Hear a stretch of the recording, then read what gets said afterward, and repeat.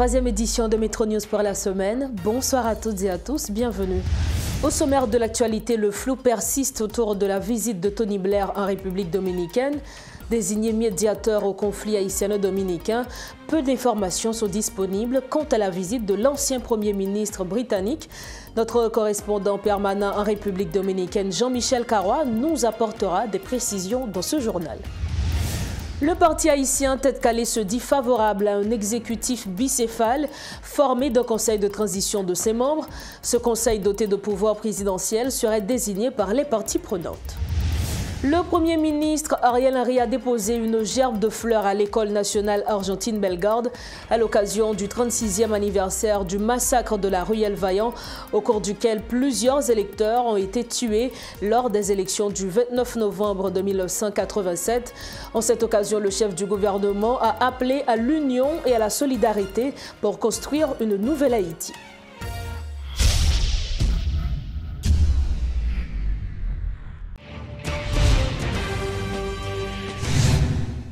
Dorochef, bonsoir. Bienvenue au développement de ce journal.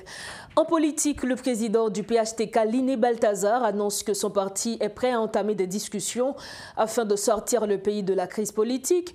Monsieur Balthazar se dit en faveur d'un exécutif équilibré, formé d'un conseil de transition constitué de 5 membres, doté de pouvoirs présidentiels, désignés par les différents secteurs.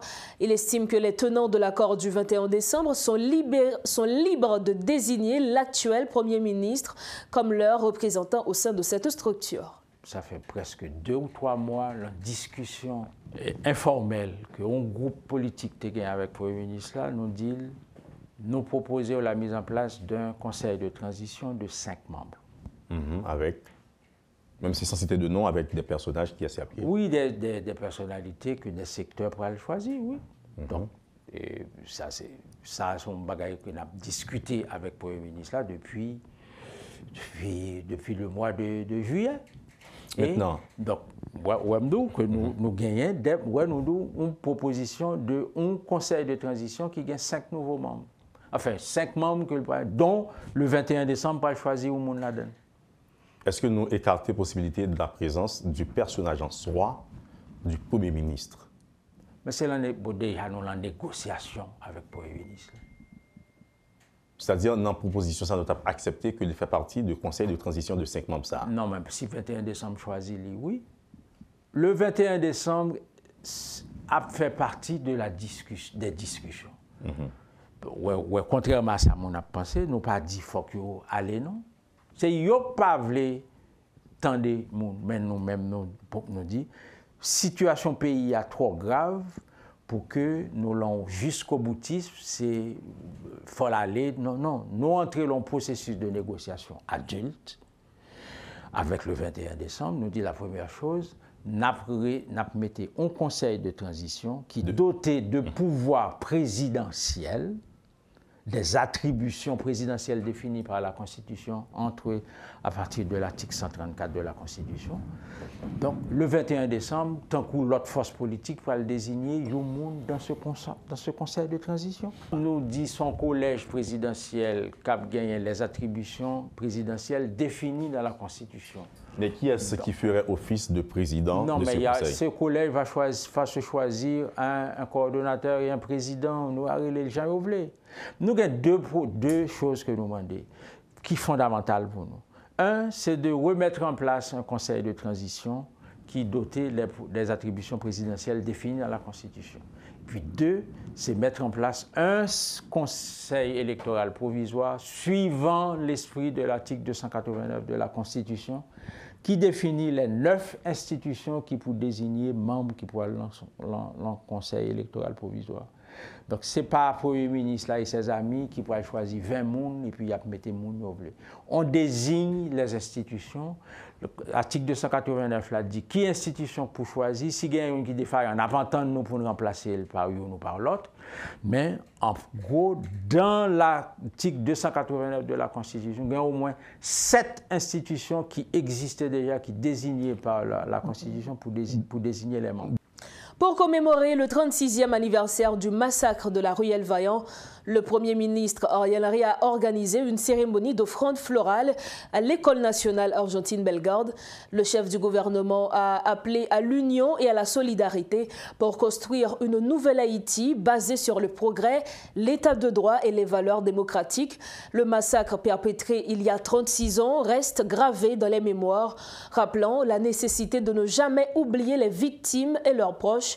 L'événement tragique, orchestré par des paramilitaires néo-duvalieristes avec la complicité des forces armées d'Haïti, a visé à saboter le premier scrutin démocratique de l'après-Duvalier. Rappelons que ce massacre avait causé la mort de plusieurs électeurs à l'École nationale d'Argentine Bellegarde. À l'occasion de la commémoration du 36e anniversaire du massacre de la ruelle Vaillant à l'École nationale argentine Bellegarde, le Premier ministre Ariel Henry en a profité pour faire la déposition d'une gerbe de fleurs en mémoire des victimes. D'ailleurs, on se rappelle cette date, le 29 novembre, il y a eu une élection qui devait se tenir à cet établissement scolaire et malheureusement, ça a tourné au vinaigre et depuis, c'est une date marquante dans l'histoire des élections en Haïti.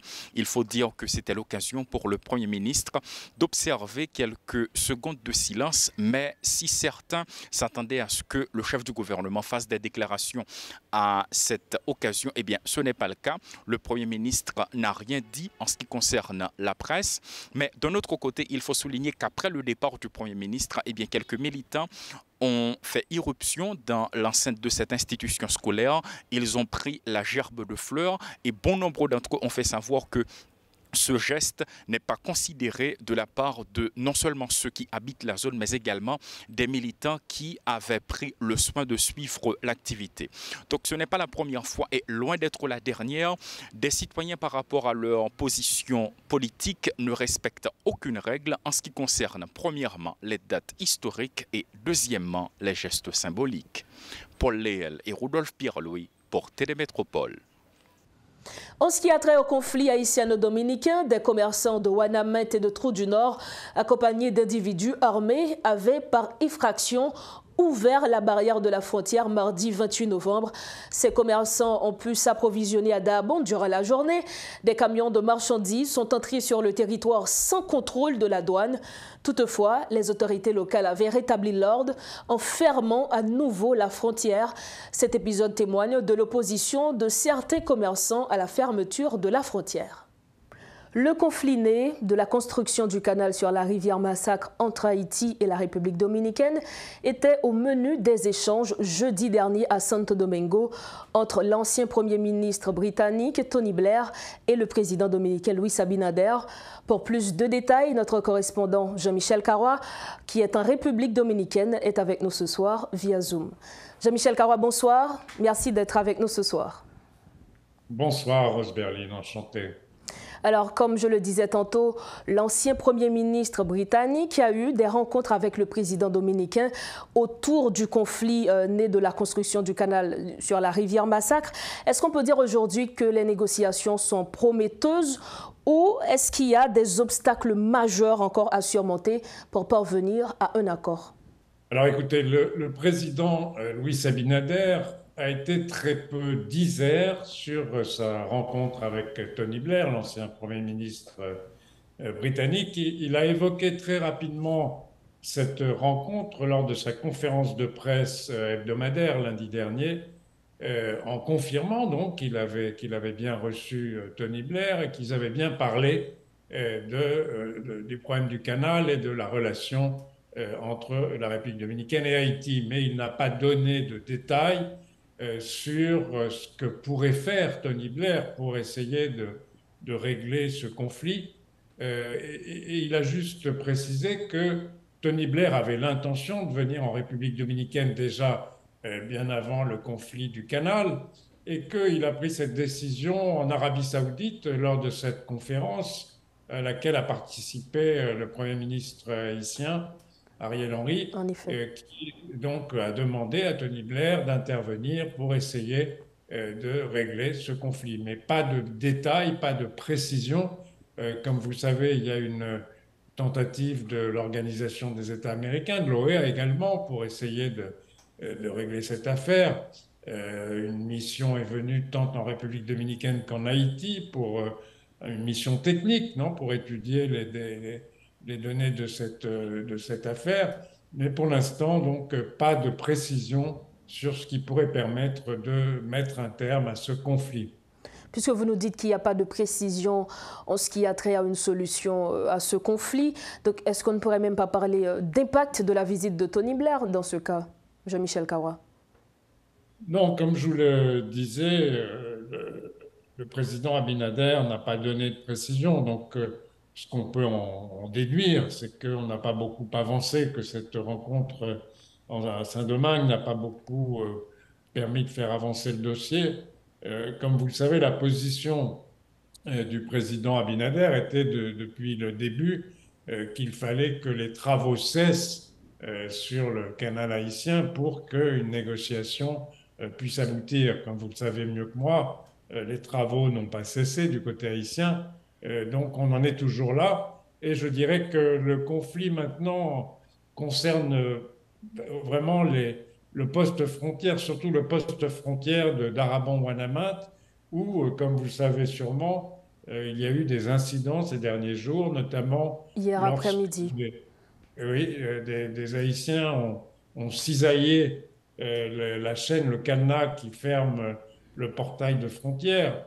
Des chaînes ont été réinstallées par les autorités côté haïtien. C'est vrai qu'il y a de plus en plus de grogne, je dirais, de protestations côté dominicain, notamment chez les commerçants, chez tous les gens qui vivent dans cette ville de Darabonde et au-delà, dans toute la province, la région du Cibao, qui est une vaste région de production agricole importante, dont beaucoup de ces produits partent normalement vers Haïti. Eh bien, ces gens se plaignent. À Darabonde, il y a eu des protestations des commerçants et d'autres activités qui disaient que la situation à Darabonde était devenue très grave du fait de la fermeture de la frontière. Alors, outre le président dominicain, est-ce que Tony Blair a rencontré d'autres personnalités qui sont impliquées dans le conflit, justement, né de la construction du canal sur la rivière Massacre? Alors, écoutez, non, que je sache, et non, il n'y a pas eu de communication publique concernant la visite de Tony Blair, à part cette rencontre donc confirmée par le président Abinader. On n'a pas eu connaissance donc que Tony Blair ait rencontré d'autres acteurs en République dominicaine qui pourraient avoir affaire avec cette affaire du canal. Sinon, est-ce qu'il y a eu des réactions de la part des citoyens dominicains, toujours en ce qui a trait à ce dossier, Jean-Michel Kawwa?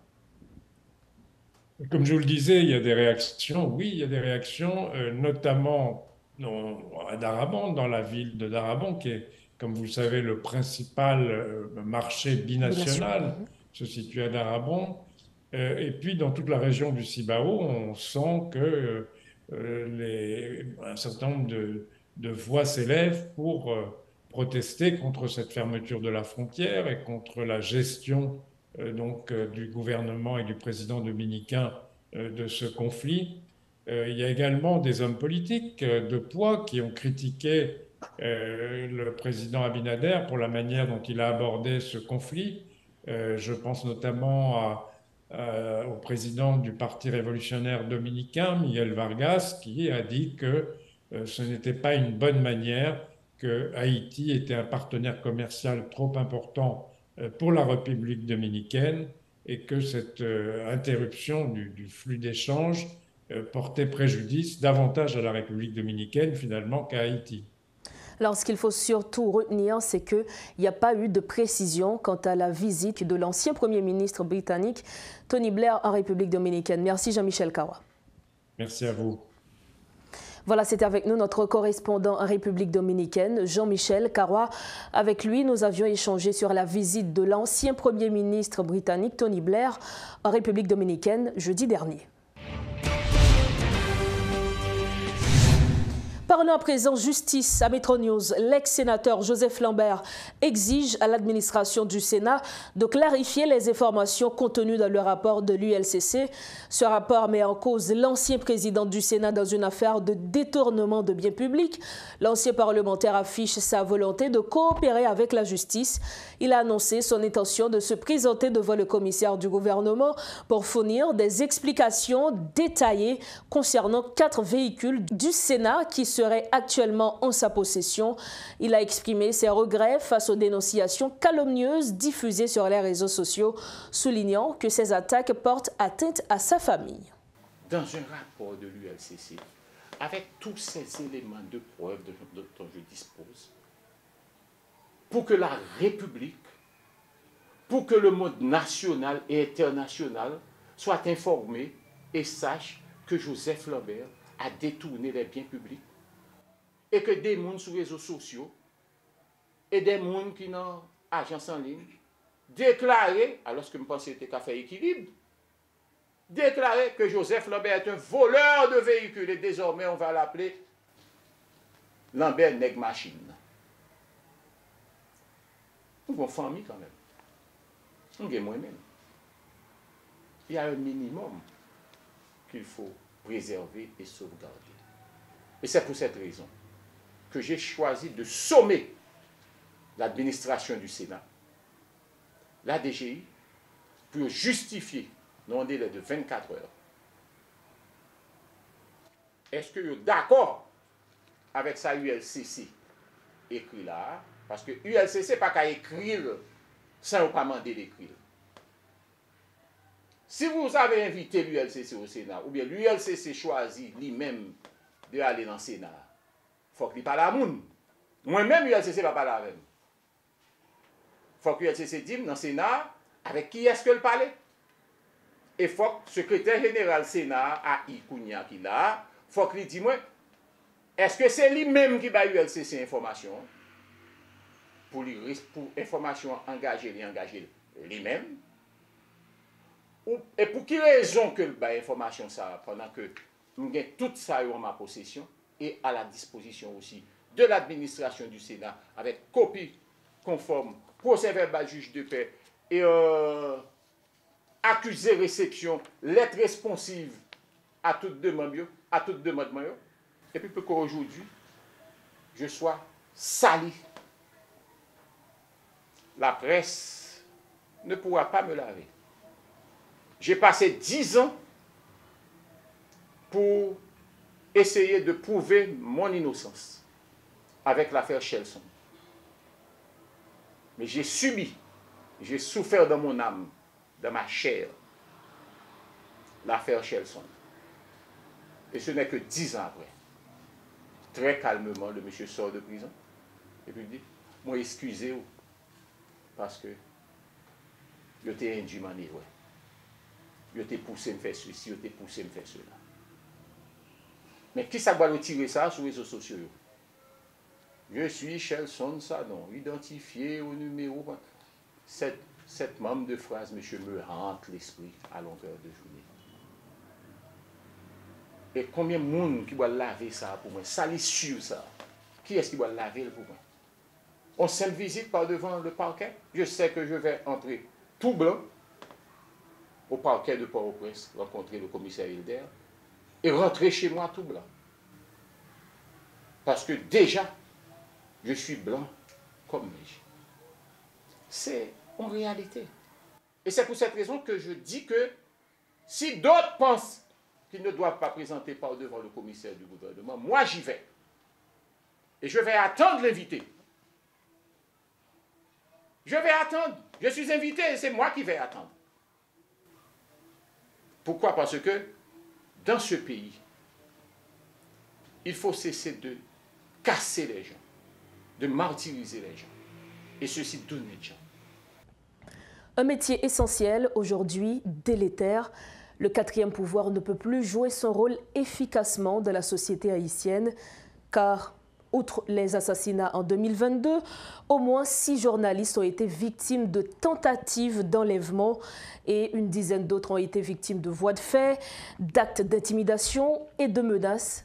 Justement, parlant de menaces, le journaliste de SOS Journaliste, Guilher Sedelva, est sur le plateau de Metro News ce soir pour parler des menaces dont font montre la presse haïtienne.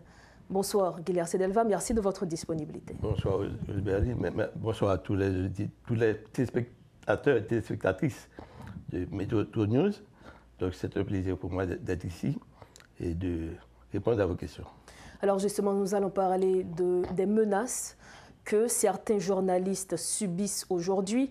Mais avant, voyons un peu les facteurs qui entravent aujourd'hui la liberté de la presse, M. Guilher Sedelva. Bon, alors il faut dire que le problème est plus profond que ça. Parce qu'en Haïti, nous avons un problème d'accès à l'information. Et ça, c'est un gros blocage pour le journaliste, pour la liberté de la presse. Si on dit que vous êtes libre et que vous n'avez pas accès à l'information, libre pour faire quoi? Vous comprenez? Donc, je pense qu'il y a un effort qui doit être fait du côté des autorités, mais il faut que les journalistes l'exigent aussi pour que le journaliste puisse avoir accès à l'information. Et l'accès à l'information, ce n'est pas seulement pour le journaliste, et c'est surtout pour l'intérêt public. Parce que, pour la société en général. Parce que le public a le droit de savoir ce qui se passe dans le pays et ce que les autorités font. Parce que les autorités ne gouvernent pas pour eux-mêmes. Pour eux-mêmes. Donc c'est pour le peuple. Et le journaliste, c'est l'œil, ce sont les yeux de la population qui veillent à l'intérêt de la population. Et on comprend pourquoi. Il y a des gens qui ne veulent pas qu'il y ait une presse libre. Parce que c'est très dangereux pour eux, pour leur affaire, pour leur business. Parce que si la presse fait son travail, véritablement, et moi je profite pour le dire, la situation ne changera pas en Haïti tant que la presse n'aura pas les moyens de faire son travail. Et moyen ça yo et Guilher Sedelva, qui est-ce vous pensez qui cabaye la pression? Est-ce que c'est pas journaliste qui pour chercher des moyens? Est-ce que c'est autorité qui pour faciliter l'accès à l'information? Qui gens pour nous joindre moyen ça yo qui va parler? Bon, certainement, j'aime dire la journaliste doit exiger et il doit faire effort pour joindre, mais c'est pas cadeau au monde qui a demandé au gouvernement ou bien des autorités, c'est un droit. Et j'aime dire ça seulement pour les journalistes, c'est un droit pour la population, pour le connaître ce qui passe dans le pays. Et c'est pour faveur l'autorité de l'information. Il y a un devoir, une obligation même pour l'information, même si on est toujours réticent pour le faire. Mais, et c'est ça qui passe là, par exemple, un cas qui préoccupe nous là, qui c'est le dossier d'Agarites, qui est un journaliste au CAI. Il a assassiné, peut-être ça l'a dit dans l'émission. Et donc, il y a des gens certainement qui ne sont pas d'accord avec lui, monsieur. Il a jugé, il a assassiné. Moi, ça m'a dit comme si, comme conseil tout, pour les gens qui suivent les journalistes. Ou pas d'accord tout le temps avec les journalistes, il faut mettre ça dans la tête tout. Mais même le journaliste a l'information ou pas aimé, il n'a pas mérité la mort pour ça. Ou il doit régler la justice. Ou il doit demander droit pour répliquer. Le droit de réponse. Le droit de réponse. Mais ou pas qu'à vouloir pour assassiner, pour opinion qu'il baille. Justement, parlant de cas de menaces ou bien d'agression que les journalistes ont subi parce qu'ils ont exercé métier. Et on s'est cité pour nous, Garites, effectivement, qui est arrivé joindre l'Amoli pour un exercice métier. Il y a de l'autre cas de journalistes également qui sont victimes d'agression juste parce que ont fait métier. Exactement. Par exemple, aux amis, nous, aux journalistes que nous, tout le temps presse nous admirons, c'est Robertson Alphonse, qui travaille pour Nouvelliste, pour Machine Turf. Actuellement, je ne suis pas en Haïti, mais il n'y a pas de volonté pour le bâtir. Et surtout, il était subi une tentative d'assassinat. Donc, je suis obligé de quitter le pays. Tout ça, c'est perte liée. Il y a un pilote journaliste qui quitte le pays à tout.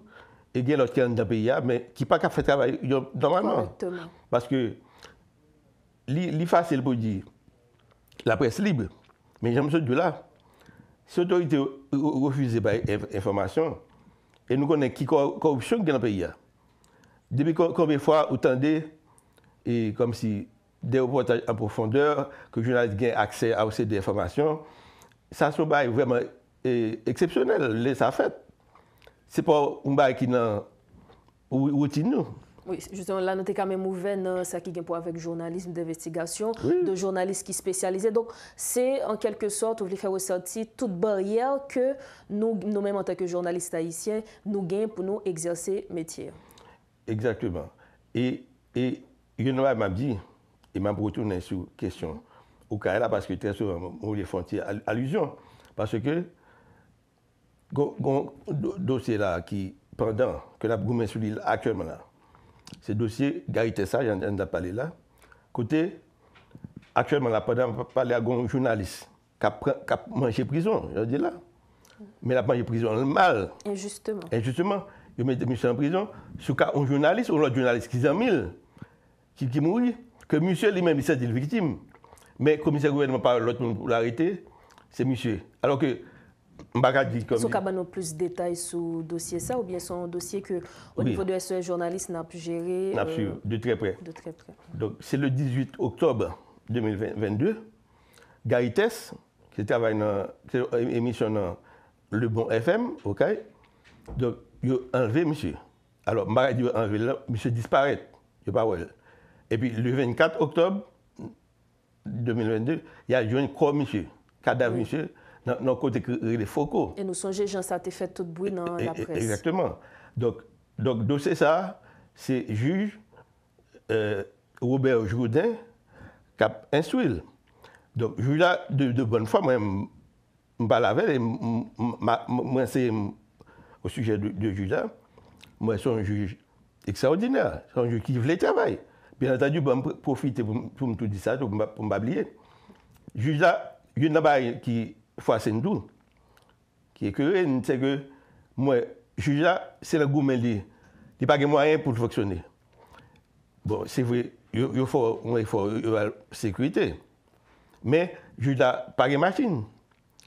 Donc, il n'y a pas de tout moyen nécessaire pour lui faire travailler. Et je me lancé appel là, et CSPJ, Conseil supérieur du pouvoir judiciaire, même avec le ministre de Justice, avec Sécurité publique là. Les journalistes pareil nous et mis pour fait pour faire gens pour bailler juger la moins besoin pour finir l'enquête là pour le clôturer. Qu'on y a et justement nous en phase là côté juge là une ordonnance bail commissaire gouvernement et là-dedans il y a nécessité pour laguer journaliste Guerlain Hippolyte qui est en prison. Qu'on y a commissaire gouvernement lui ça le fait il bloque le dossier il a un dossier, il n'a pas retourné le juge pour juger la CADIC. Parce que, ça pour comprendre, c'est que le juge a envoyé le dossier à commissaire gouvernement. Le commissaire gouvernement a à ville, mais à ville, le commissaire gouvernement n'est pas contraignant. C'est-à-dire, il a à ville, le juge a fait ça, tout est nécessaire. Donc, lui-même, il n'a pas jamais envoyé à ville, qui bloquait le dossier. Pendant ce temps, le journaliste, chaque levé, il est en prison, il va conduire ça.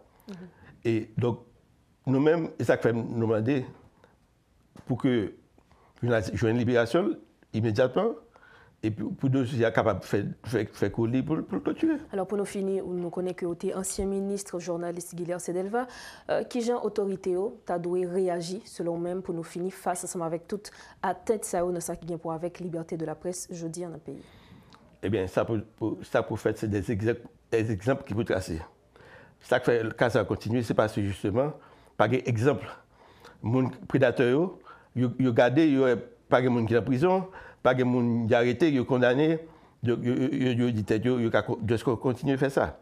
Et nous-mêmes, on signale que nous avons lancé jeudi là, tout prédateur de liberté de la presse, que ça a fini.